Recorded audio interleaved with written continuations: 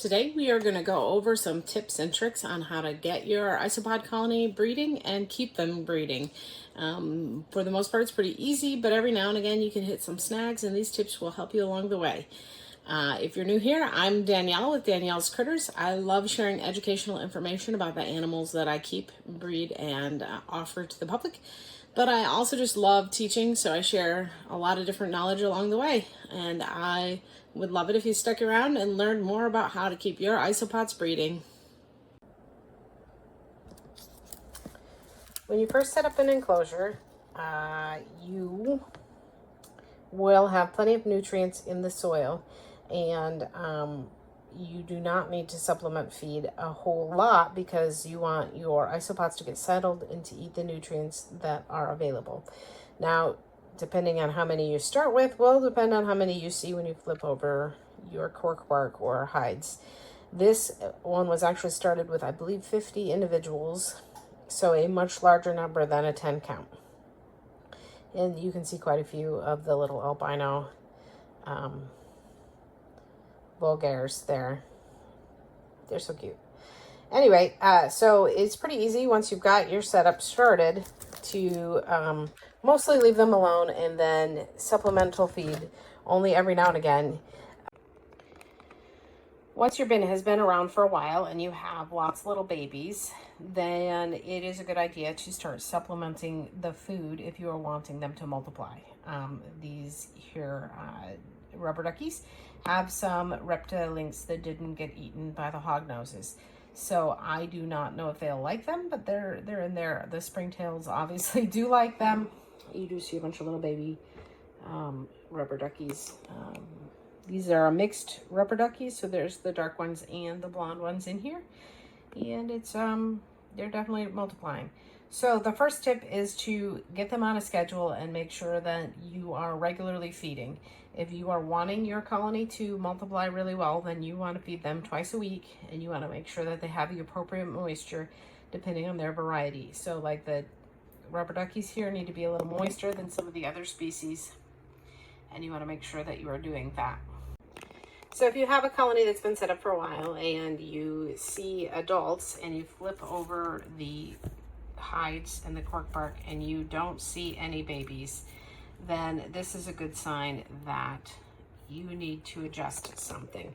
So this colony does have a couple of adults that have passed away, and it has not been producing babies. So the first thing that I did, hoping that I could recover it without a full substrate change, was I made sure there was lots of fresh leaf litter and lots of fresh moss. Both of these things are going to provide food. I also still supplement feed this colony, but they have not started producing babies. The springtails are doing great. The adults seem to be doing okay, minus a couple that have passed away. So the next step is to do a substrate change. And you can set it up so that you are only changing out half of the substrate, or you can do a full substrate change. This happens a lot when there is not enough nutrients in the soil to maintain the colony. This bin has been set up, I think since January. And while the soil doesn't look too bad here, there's some eggs, shell still in it. We are going to at least set up a half a bin or a new bin to move at least half of these adults over, and we will add some of the substrate from here and then add fresh substrate to this one to see if we can get our magic potions breeding again. They were doing really, really well, and I pulled too heavily from their numbers, and then they stopped breeding, and we want to make sure that they're going to continue to breed. So isopods can go a fairly long time without a lot of attention. They are going to eat a lot of the stuff that you put in the soil, and as long as they have enough moisture to breathe, because they're a crustacean, then they will continue to do their thing. If you want them to multiply as fast as possible, then you definitely need to make sure that you are monitoring them on a regular basis, that you are regularly feeding them with supplemental foods so that there is plenty of food for them to eat and to continue to multiply, and that you are changing out their substrate when they need more nutrients in there. I have several bins that I'm going to have to be switching over. Some, like the Magic Potions, have stopped producing. These guys here have actually eaten a great deal of the nutrition in their soil, and so they're going to need to be updated as well, even though they have continued to produce offspring for me, unlike the Magic Potions. So when it comes to food, I have a whole video on all sorts of things that you can feed. The easiest thing to do is to pick up something commercially. So there are a lot of different things that are sold and formulated just for isopods, including Repashy Morning Wood. You can also get things like Bug Burger from Repashy, which is a really good product. And there are homemade mixes and recipes. I have used a homemade mix for the last couple of years, and this is what I know. I did not write down a recipe, and I threw stuff together. And the stuff that I had in my last mix, everybody did better with than the stuff that I currently have. I do not know what is missing in this new ratio that they're missing, but they are not multiplying quite as fast with this new stuff.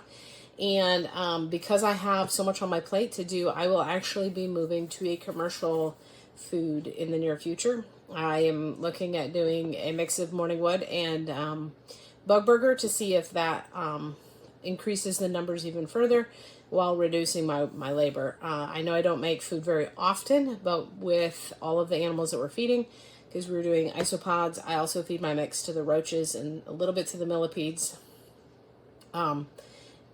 It's going really fast. So we will be switching over to that in the next few months. I do not think you have to do that. I think it is perfectly fine if you feed vegetable scraps and you feed fish food, or a little bit of this and a little bit of that. And we will continue to supplemental feed some of those things to our animals. I just think that if that easy is really important if you're doing it in large numbers, if you want them to reproduce really fast, and that they are going to reproduce faster on some things than other things. So if that's something that's important to you, then you should pay attention to how they respond to the food that you put in there and how their numbers change over time with the foods that you're feeding them. That is the end of today's video. However, after I'm going to link the what to feed your isopod video to this. It's gotten a lot of attention, and I do think it's a great video, and it covers a ton of different things that you can feed them. It also goes over what should be in the soil to provide them with nutrients. There is a lot of argument out there, though, so there are people who do it differently than I do it, and that is perfectly fine. So you have to try and see what works for you and where you get the success. And if you like this video, I'd love it if you took a minute to like it and to subscribe. There'll be lots of great isopod videos coming and a lot of animal care videos coming. I have a lot on the list. There'll be a lot of awesome things coming out of Danielle's Critters here in the next couple of months. Thank you. Have a great day. If you've made it this far, that's fantastic. I really appreciate it. I would love it if you gave this video a thumbs up, if you took a moment to subscribe and leave a comment below. I love answering all the comments and trying to have conversations with people in the comments.